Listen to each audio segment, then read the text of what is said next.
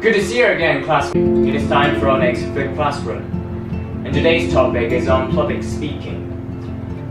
Now, I know a number of you are afraid of giving a public presentation. You may lack the confidence, or you may be a bit confused about what makes a good presentation. However, do not worry. It is actually perfectly normal for us to be afraid of giving a public speech. I still remember the first time I gave my public presentation.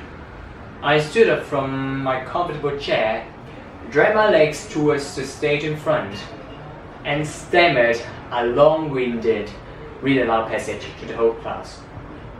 The fear and the anxiety throughout the whole process are something unforgettable. I understand you must be nervous when you speak in front of the class, but the idea is not to eliminate the fear, but to lessen and alleviate it with proper preparations and strategies. So today, I'm going to introduce to you some important things to keep in mind when you are preparing your own public speech. Okay, so let's get started here. There are a lot of things to keep in mind when preparing a presentation, but the three most important things are the purpose, the occasion, as well as the audience. Okay, so first thing first, what is your purpose? What do you want to accomplish in your presentation? You know, having a purpose in mind can highly influence your content and the way you organize your speech. Generally speaking, a formal speech is given at a specific time for specific reasons, but there are primarily three main goals. The first one is the informative goal. So being informative means you're trying to illustrate or clarify something, probably a topic. The second one is the persuasive goal. When you persuade, you seek to change people's attitudes, beliefs, or values. The third one is the entertainment. If your speech aims to entertain, you're trying to bring laughter and joy to the audience.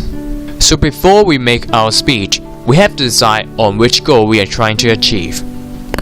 Here's a tip for you all to decide on the purpose and the goal of your speech. So basically, you're going to create your own specific purpose statement. It is actually a concise sentence that indicates what you want your listeners to be able to do. So you can start with something like this. At the end of my speech, my audience will be able to, for example, describe something or explain a situation. So the second thing to consider is the occasion. It refers to the place and the time of your speech. They are very important because they can influence your tone, how you deliver your speech, and also your content, the examples you use, and also the word choice. When you prepare a speech, you have to be careful about the location. Where will your speech be given? Is it in a vast place like a podium, or is it in a small room like our classroom? Can you get access to a microphone? These are important questions because they can affect your voice projection and also whether you can use visual aids effectively. You also need to consider the time of a speech. When does it take place?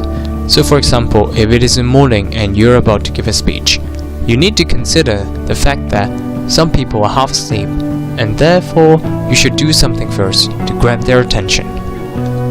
So the third thing is about being audience-centered.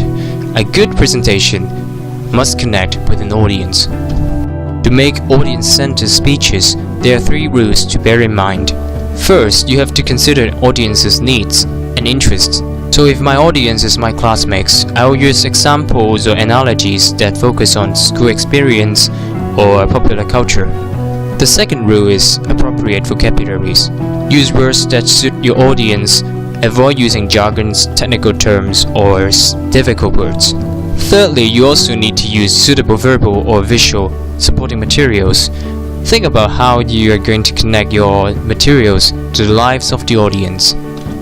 Remember, boys and girls, there is no success or failure in a speech because making a presentation is not about competition or measuring yourselves against others.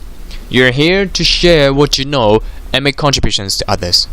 So, I'm looking forward to your own in-class presentations. And see you next time.